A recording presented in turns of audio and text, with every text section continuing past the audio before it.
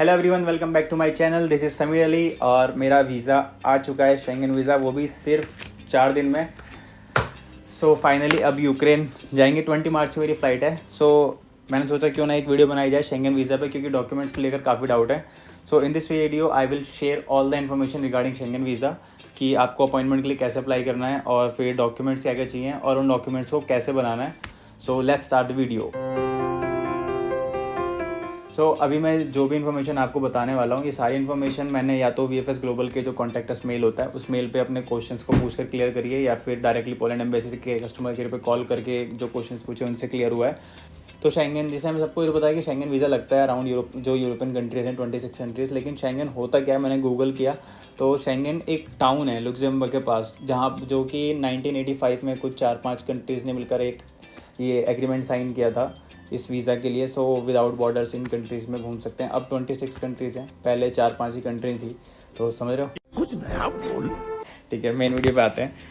तो पहले टाइप करना है VFS ग्लोबल। ठीक है, VFS ग्लोबल आ गया। तो ये फर्स्ट लिंक आ रहा है, इस पर क्लिक करना है। यहाँ पे डालना है मैं अप्लाइंग फ्रॉम इंडिया आ जाएगा। ठीक है, और ये पोलैंड। ठीक है, take me to the website. फिर यहाँ पे बुक एन अपॉइंटमेंट। यहाँ पर मेरी आईडी तो ऑलरेडी पहले बनी हुई है, तो अगर जब तुम पहली बार अप्लाई करोगे तो आएगा साइन इन, तो कर लेना। ऐसे ही करके दिखा देता हूँ। जी।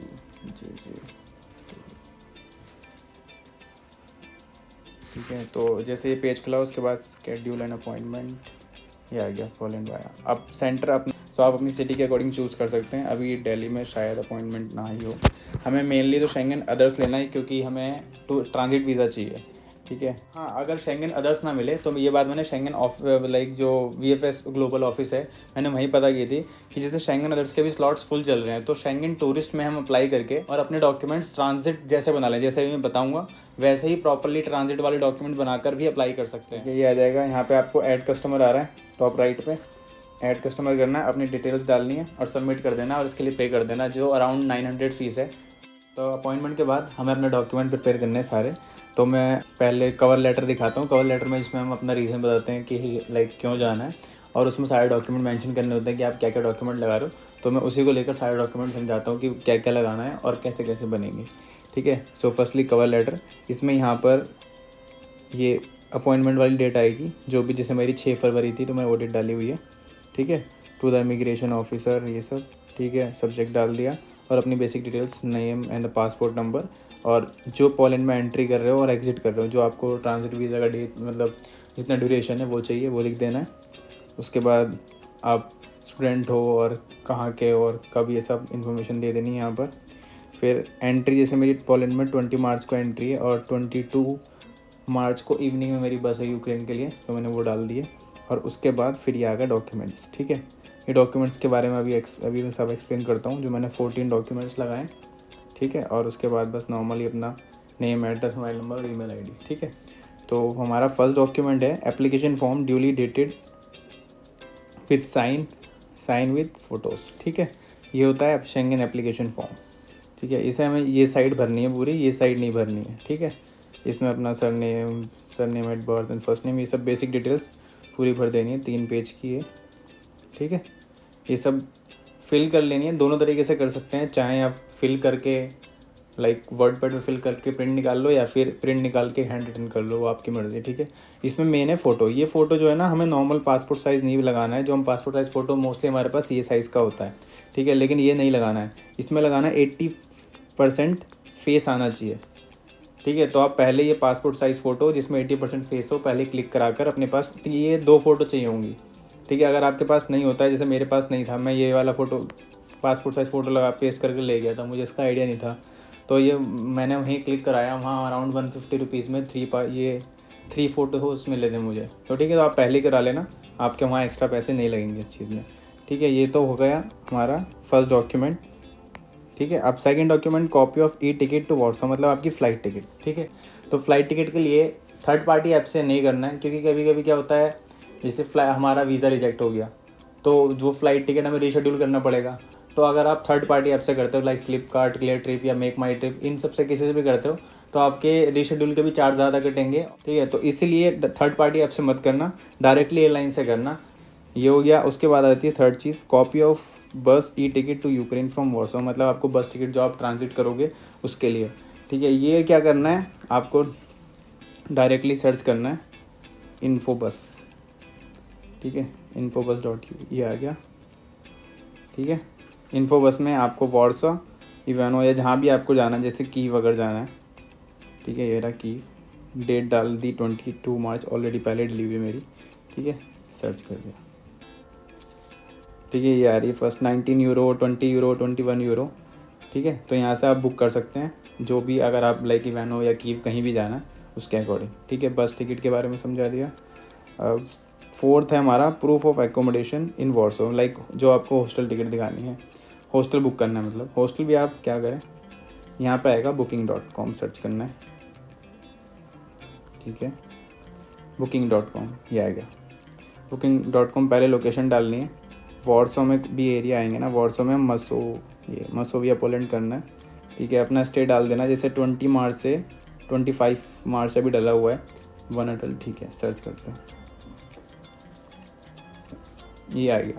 तो यहाँ पे भी चेक करते हैं जैसे सी अवेलेबिलिटी, ठीक है। अब यहाँ पे क्या है, ये दिखा दिया बंक बेड, ये आ गया option bed in 8 bed dormitory room, ठीक है, 1 बंक बेड, आप बंक बेड लो। और यहाँ पे दिखा रखा है सेकंड लाइन में, देखो नो प्री पेमेंट नीडेड, ठीक है। तो यहाँ पे हम कर लेते हैं, एक चाहिए हमें, आई विल रिजर्व, ठीक है। इसके लिए पेमेंट नहीं करनी है, जस्ट आपको आपने रिजर्व कर दिया है। अब आपकी बेसिक डिटेल्स पूछेगा और उसके बाद आपको मेल पे आपका बुकिंग का प्रॉपर PDF बनाकर भेज देगा। तो आपकी ये अकोमोडेशन भी हो गया, ठीक है। तो आपकी अभी तक 4 चीज़ें बता चुका हूँ मैं। उसके बाद आता है fifth, medical insurance. Medical insurance आप 2 तरीके से कर सकते हैं। ईजी वे है कि आप फ़ोन पे से करो, और सेकंड है आप एक वेबसाइट है रिलायंस की, हाँ रिलायंस भी करता है, तो वो कर सकते हो। पहले मैं आपको बता देता हूँ फ़ोन पे वाला, ठीक है, वो ज़्यादा ईजी है और उस ज़्यादा ही सस्ते में है, मतलब उससे भी,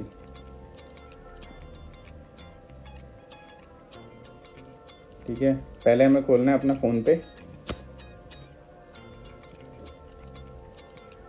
खुला, नीचे आए, यहाँ पे कहीं आएगा, ये रहा इंटरनेशनल ट्रैवल, इस पर क्लिक करना है।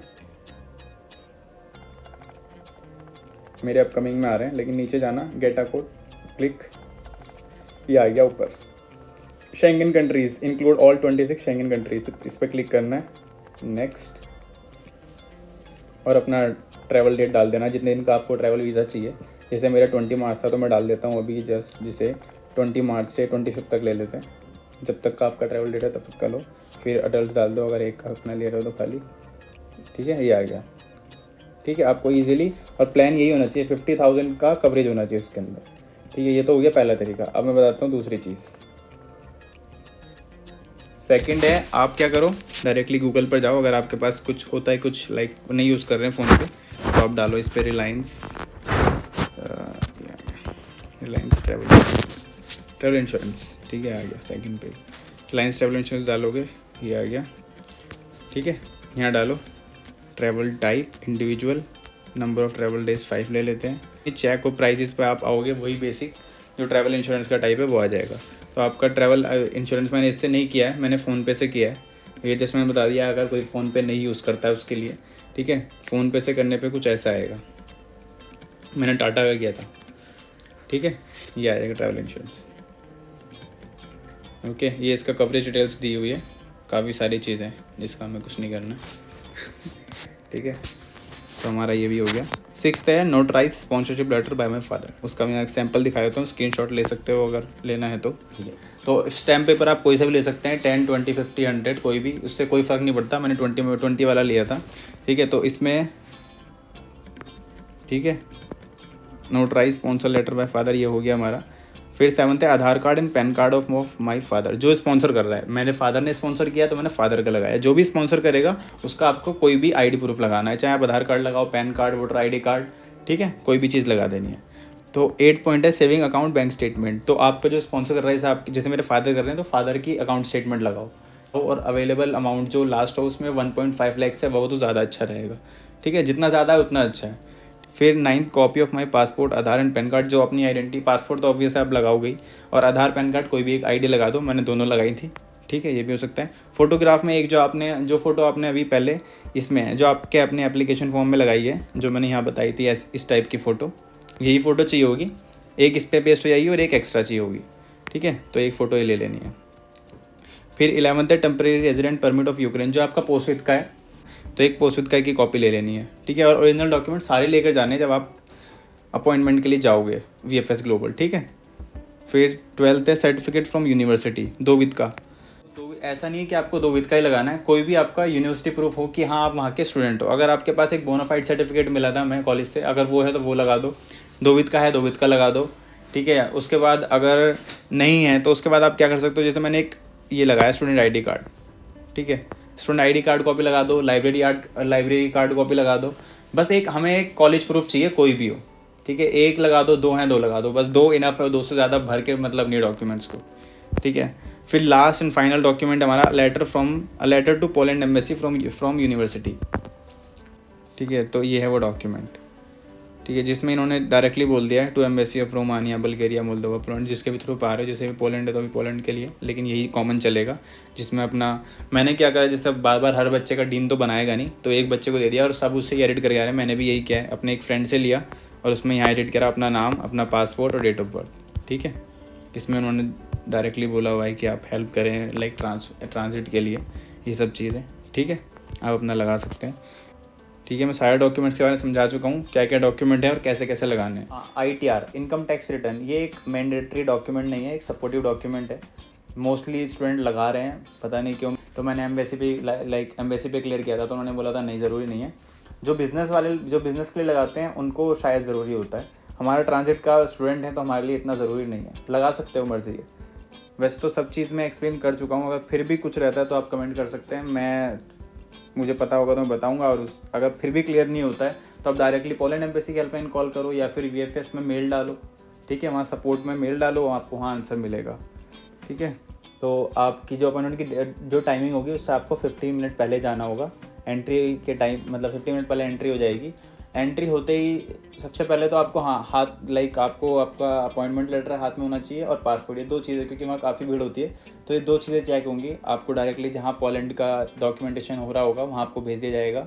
फिर सेकंड काउंटर पे आपको जहाँ भेजेंगे वहाँ पे आपको स्लिप मिलेगी, जिसमें वेटिंग के लिए आपको बोलेंगे कि आपके डॉक्यूमेंटेशन चेक होंगे, जो डॉक्यूमेंट्स हैं वो चेक होंगे, उसके लिए वेट करो।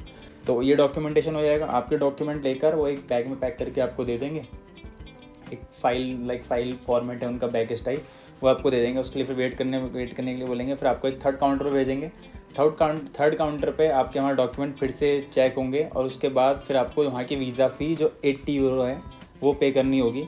और इसमें 2 चीज़ें एक्स्ट्रा आप ऐड करना चाहो तो कर सकते हो, बाकी मेरे लिए जैसे मैं दिल्ली गई हूँ और दिल्ली मेरे पास में ही VFS ऑफिस है तो मुझे ज़रूरत नहीं थी। जैसे एक पार्सल की 600 समथिंग कुछ पे कर रहा था, अगर आप दूसरी सिटी से हो कहीं से तो आपके लिए ज़रूरी है, मेरे लिए नहीं था तो मैंने नहीं लिया। फिर सेकंड चीज़ है SMS सर्विस, अगर आप SMS सर्विस लेना चाहते हो तो अराउंड 353 रुपीज़ का था, मेरे हिसाब से तो कोई मतलब नहीं है। जो डिटेल्स आपकी SMS पे आनी है वही डिटेल्स आपके मेल पे आनी है, मैं दिखाऊंगा मेल पे मेरे क्या क्या आया था, तो कोई मतलब नहीं है SMS सर्विस से भी, ठीक है। तो आप ये पे करो, थर्ड काउंटर हो गया। फिर फोर्थ काउंटर पे आपको भेजेंगे बायोमेट्रिक के लिए, आपको बायोमेट्रिक हुआ, VFS ग्लोबल का काम खत्म, आपके डॉक्यूमेंटेशन सारा हो गया, सो ये सब प्रोसेस कंप्लीट हो गया। उसके बाद जैसे मेरा 6 फ़रवरी को अपॉइंटमेंट हुआ मेरे पास, उसके बाद फिर 9 फ़रवरी को आया था मेल, जो फर्स्ट मेल है वो ये है कि ये रहा, your visa application has been received at the Poland visa application centre, ठीक है, ये फर्स्ट मेल था। फिर सेकंड मेल था कि आपका वीज़ा एप्लीकेशन है dispatch to the embassy of Poland, ठीक है।